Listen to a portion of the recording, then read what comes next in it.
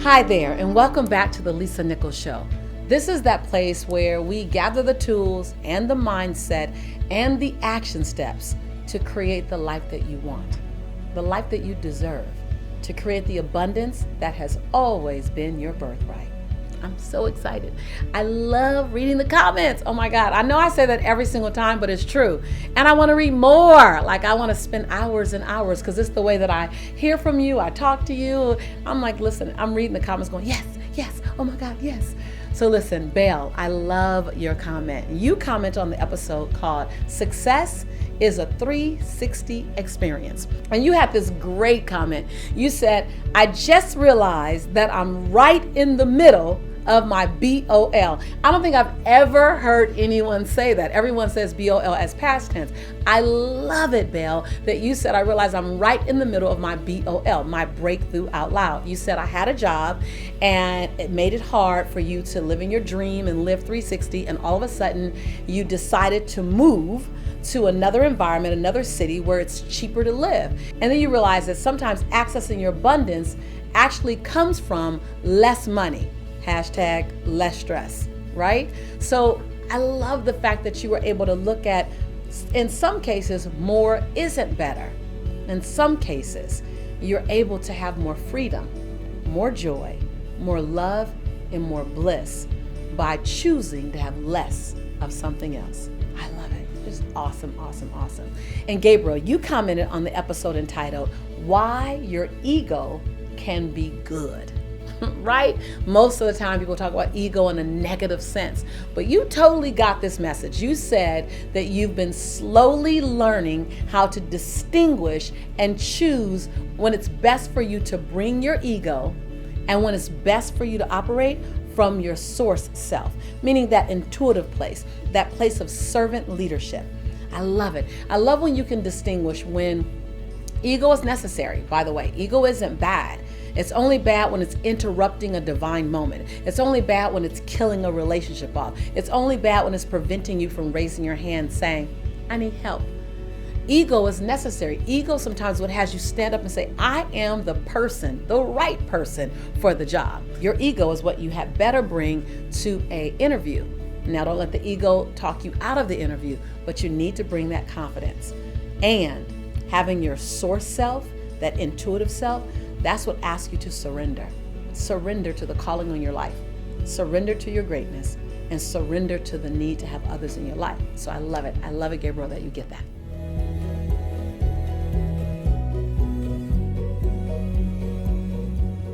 You know, so many times when we look at health, I know I did, I look at health and we look at it from a topical perspective. And while it does manifest in our weight gain, our weight loss, it manifests in our muscle mass, it manifests in our BMI, it manifests in our body function. I think that that's the result of something else. For me, I'm not a health professional. I'm not a fitness guru. I'm not a nutritionist. I'm a woman who lived really unhealthy for a very long time and then shifted her mindset and her behaviors and now is walking in a new reality. That's what I am, so I want to be very clear.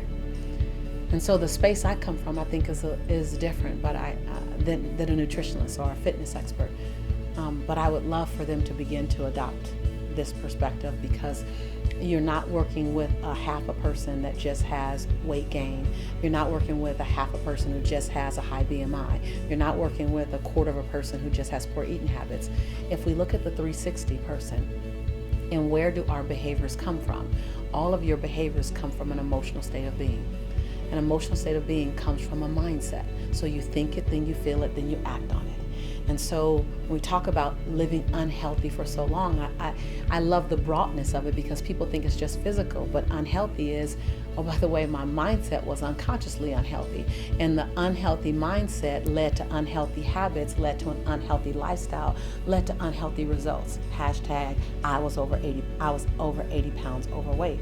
Because it was a mindset first. And so I know it's not the fun stuff. We want to jump in and do the crunches. We want to jump in and do the crash diet. We want to jump in and do the detox because we want to lose the weight.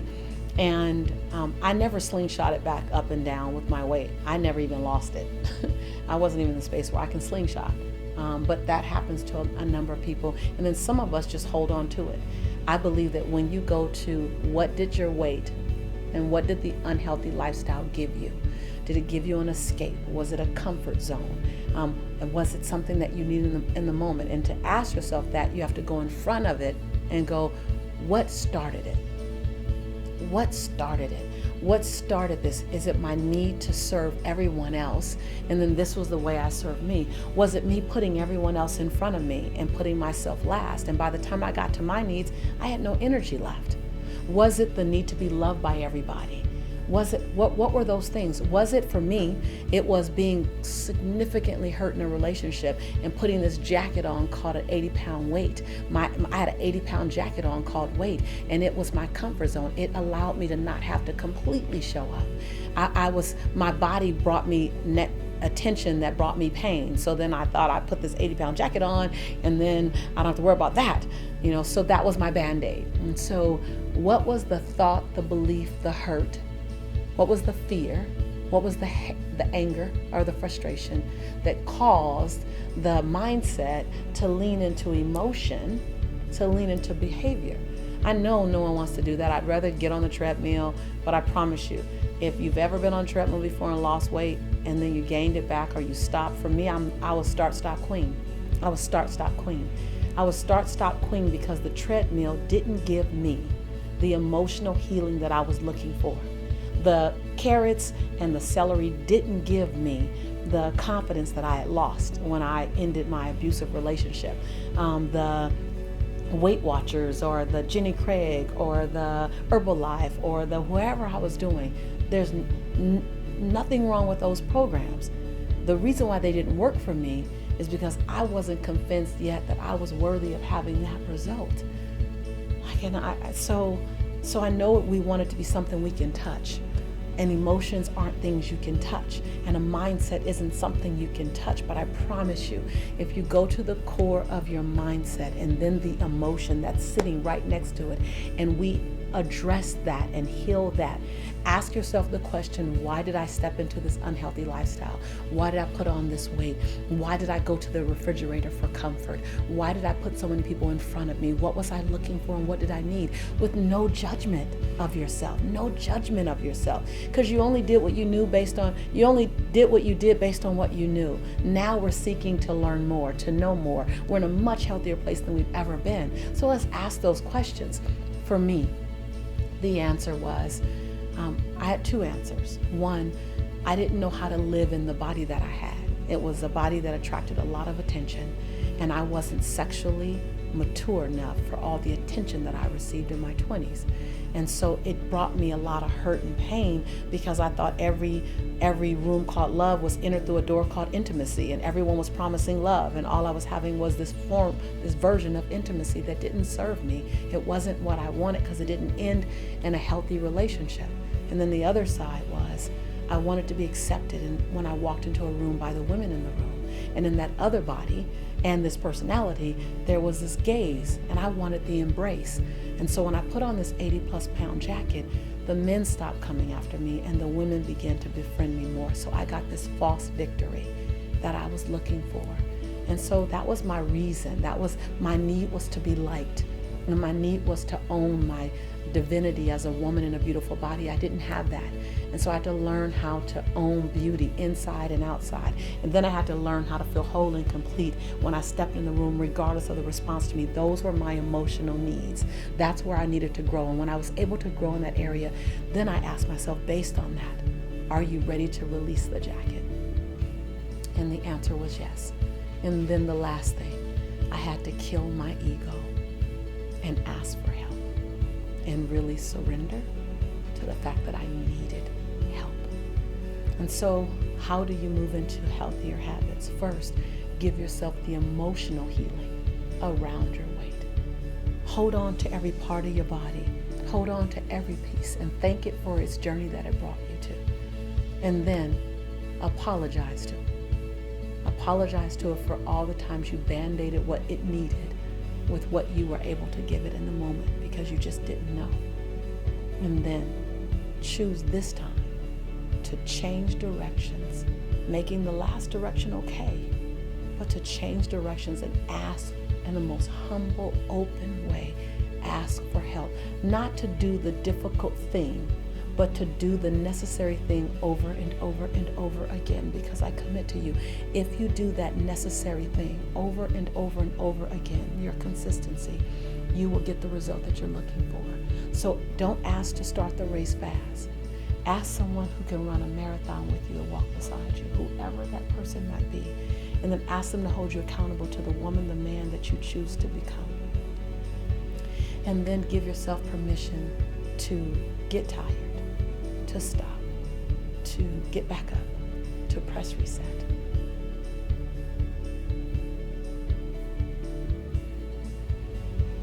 It doesn't matter if it's been 5 years or 25 years. Can you see yourself in an amazing, healthy body with a healthy lifestyle, with beauty that takes your own breath away? Because if you can see her and if you can see him, they've been waiting on you to come back home.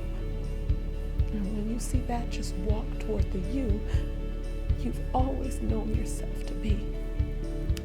Because this current condition is just the jacket that you needed for a period of time. And when the period of time is done, thank it, and then release it.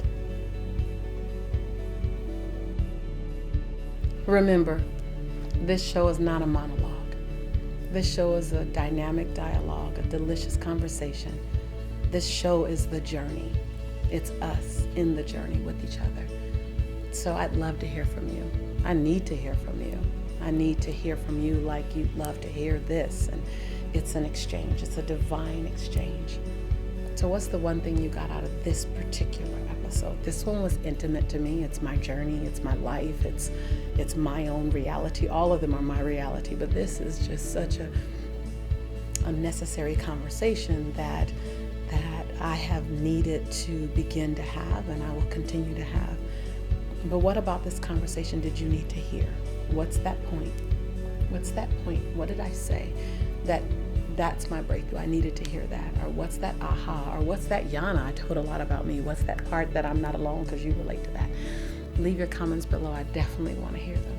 And if you haven't already subscribed if it feels right. If it feels like this is your community, it's because it is. Because here's amazing content, amazing experiences, and most of all, some pretty amazing people. After all, this is your home, and we are your tribe. And if you haven't figured it out yet, I'm your long-lost sister. I'm your sister in prosperity and in possibility.